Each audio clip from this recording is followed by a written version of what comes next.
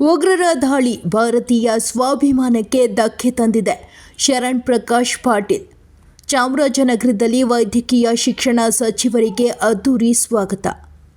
ನಗರದ ನಂಜನಗೂಡು ರಸ್ತೆಯಲ್ಲಿ ವೈದ್ಯಕೀಯ ಶಿಕ್ಷಣ ಸಚಿವ ಶರಣ ಪ್ರಕಾಶ್ ಪಾಟೀಲ್ ಅವರಿಗೆ ಕಾಂಗ್ರೆಸ್ ಮುಖಂಡರು, ವಕೀಲರಾದ ಅರುಣ್ ಕುಮಾರ್ ಅವರ ನೇತೃತ್ವದಲ್ಲಿ ಅದ್ದೂರಿ ಸ್ವಾಗತ ಕೋರಲಾಯಿತು. ನಗರಕ್ಕೆ ಆಗಮಿಸುತ್ತಿದ್ದಂತೆ ಸಚಿವರನ್ನು ಬರಮಾಡಿಕೊಂಡ ಪಕ್ಷದ ಕಾರ್ಯಕರ್ತರು ಹೂವಿನ ಹಾರ ಹಾಕಿ ಶಾಲು ಹೊದಿಸಿ ದಿವಂಗತ ಮಾಜಿ ಸಂಸದರಾದ ಆರ್ ಧ್ರುವನಾರಾಯಣರವರ ಫೋಟೋ ನೀಡಿ ಗೌರವಿಸಿದರು.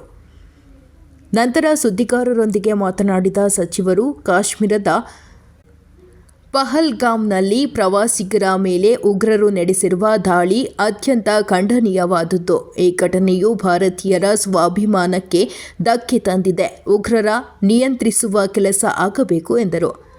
ಸಚಿವ ಸಂಪುಟ ಸಭೆಯಲ್ಲಿ ಇಲಾಖೆಯ ಜಿಲ್ಲೆಯ ಬೇಡಿಕೆಗಳನ್ನು ಈಡೇರಿಸಲು ಪ್ರಯತ್ನ ಮಾಡಲಾಗುವುದು ಎಂದರು. ಈ ಸಂದರ್ಭದಲ್ಲಿ ಯುವ ಕಾಂಗ್ರೆಸ್ ಚಾಮರಾಜನಗರ ಕ್ಷೇತ್ರದ ಅಧ್ಯಕ್ಷ ಅಕ್ಷಯ್ ಕುಮಾರ್, ಯುವ ಮುಖಂಡ ನಾಗೇಂದ್ರ ನಾಯಕ, ಗ್ರಾಮ ಪಂಚಾಯಿತಿ ಸದಸ್ಯ ಸಿದ್ದರಾಜು, ಎನ್ಎಸ್ಯುಐ ಜಿಲ್ಲಾಧ್ಯಕ್ಷ ಮೋಹನ್ ನಾಗು, ಮರಿಯಾಲದ ಹುಂಡಿ ಕುಮಾರ್, ಸ್ವಾಮಿ ಕುಮಾರ್, ರಾಜಣ್ಣ, ಉಪಾಧ್ಯಕ್ಷ ಚಂದನ್, ನಟರಾಜು, ಸೈಯದ್ ತೌಸಿಫ್, ಶಿವಶಂಕರ್ ಹಾಜರಿದ್ದರು. ಹೊರತಿ ಹೋಮ ನಂಜುಂಡನಾಯಕ, NKS TV4 ಚಾಮರಾಜನಗರ.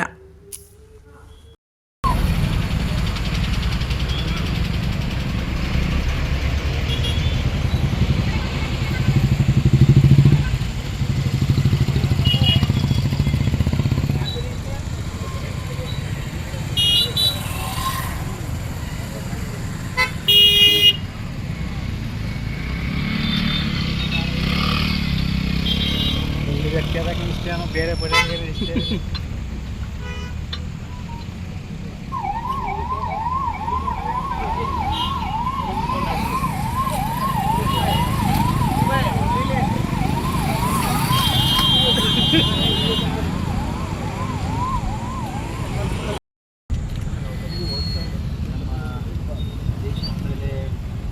ಗಾಳಿ ಏನಿದೆ ಅಂದರೆ ಇದು ಎಲ್ಲ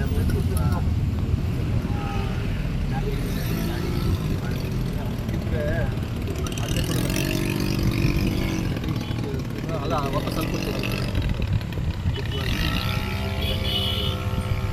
ಹಾಗಾಗಿ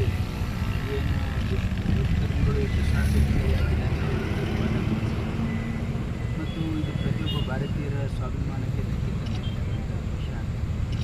ಸರ್, ತಮ್ಮ ಇಲಾಖೆ ಮೇಲೆ ಜಿಲ್ಲೆ ಬಗ್ಗೆ ನಿರೀಕ್ಷೆಗಳಿವೆ.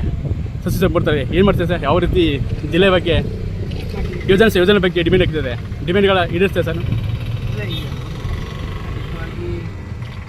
ನಮ್ಮ ಇಲಾಖೆ ಇಲಾಖೆ ಏನೇನು ಬೇಡಿಕೆ ಇವೆ ಅವೆಲ್ಲ ಇದು ಇಲ್ಲಿ ಚಾಮರಾಜನಗರದ.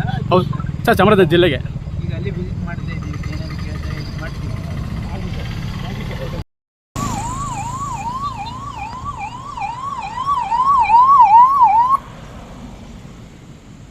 ಸರ್ ಇಲ್ಲ ಸರ್, ಇದ್ದೀರಿ ಬರ್ತಾರೆ ಸರ್. ಈ ಕಡೆ ನಗು ಸೆನ್ಸ್ ನಗು ಸರ್. ಈ ಕಡೆ ಸರ್, ಈ ಕಡೆ ಸರ್, ಸೈಡ್ ಸರ್, ಸ್ವಲ್ಪ ಹಲೋ ಸೈ ಬಿಡಿ ಸರ್. ಹಲೋ ಮಾಜಿ ಜಿಲ್ಲಾ ಪಂಚಾಯತ್ ಪುಟ್ಕುಟಿಯವ್ರ ಮಗ ಸರ್, ಸೈಡ್ ಆ ಕಡೆ ಹೋಗಿ ಸರ್, ಆ ಕಡೆ ಹೋಗು ನಗು ಹಿಂದೆ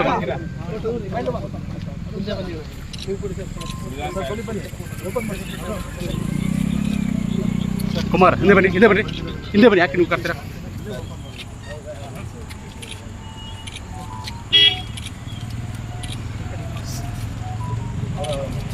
ಕುಮಾರ್, ಸ್ವಲ್ಪ ಹಿಂದೆ ಬನ್ನಿ. ಪಕಡೆ